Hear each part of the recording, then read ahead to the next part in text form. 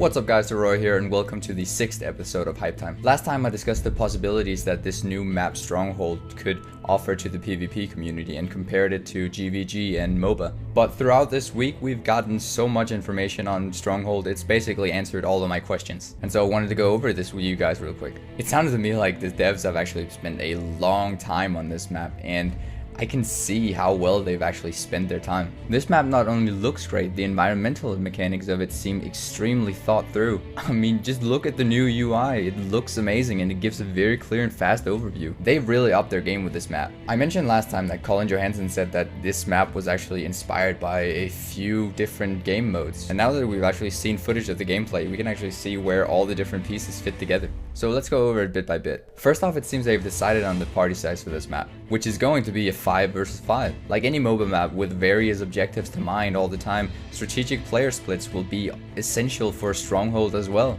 Awesome. But it's going to be a part of the regular unranked and ranked matchup queues. I mean, why? Seriously, what are they thinking? Just arguing that just because it's a 5 versus 5 map, it will just fit in with the regular conquest? If that's actually how they're going to do it, then the biggest problem for players will be the builds, because they clearly stated in the live stream that new and irregular builds will suddenly become more rewarding to use in Stronghold, since the requirements for winning a conquest match differs significantly from Stronghold. So why put Stronghold in the same queue as Conquest, where every player's build is set up for the latter? This game mode could easily stand on its own, but I think they might only split it once they get more maps for Stronghold, apart from the initial Champions Dusk. Unless, of course, they also add build templates with Heart of Thorns.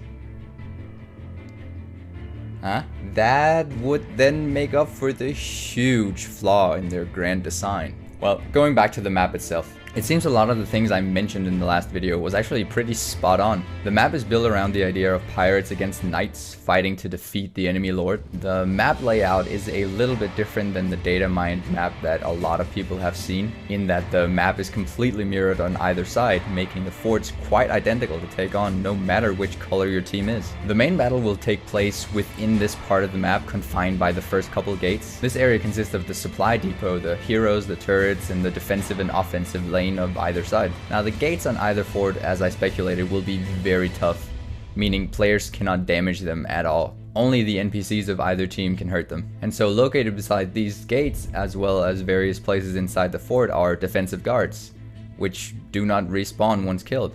When you start off a match, you will start off with one supply that can be spent right away.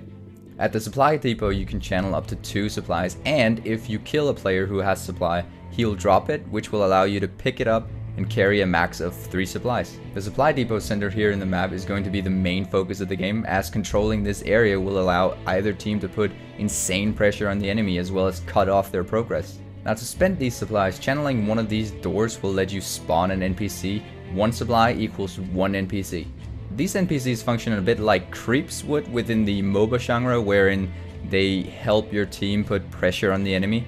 One of the NPCs, called the door breakers, are these highly trained scrits with bombs, which will only attack the gates for massive damage, but will in turn be one-shotted by any enemy NPC, and therefore needs heavy defending. Archers, on the other hand, will deal great damage towards NPCs and small damage to gates.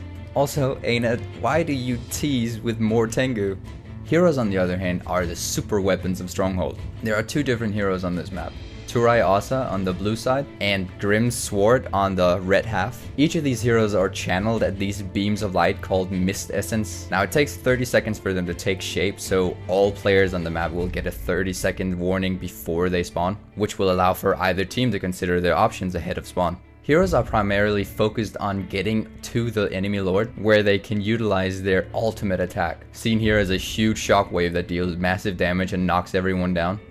These ultimate attacks can luckily be interrupted with different CC, All in all, this new game mode will most definitely bring a much anticipated variety to the PvP scene, and also open up for a map that is a lot more viewer friendly, which in itself is essential to expand Guild Wars 2's esport potential. Already we've seen a lot of players, teams and guilds speculate on various gameplay tactics for Stronghold. Most interestingly, I think, was that in the testing phase, the devs have actually noticed certain player roles naturally emerge. It's going to be really interesting to see what sort of team comms we'll see come out of this. I'm definitely hyped for this game mode and I cannot wait to play it. Well, that's all for this time, guys. That was a quick map run through. If you want to know more on my thoughts on Stronghold, check out the last episode of Hype Time. I also left links for both the Ready Up and the blog post for this week for those of you guys who didn't catch it. Until next time, I will see you in the mist.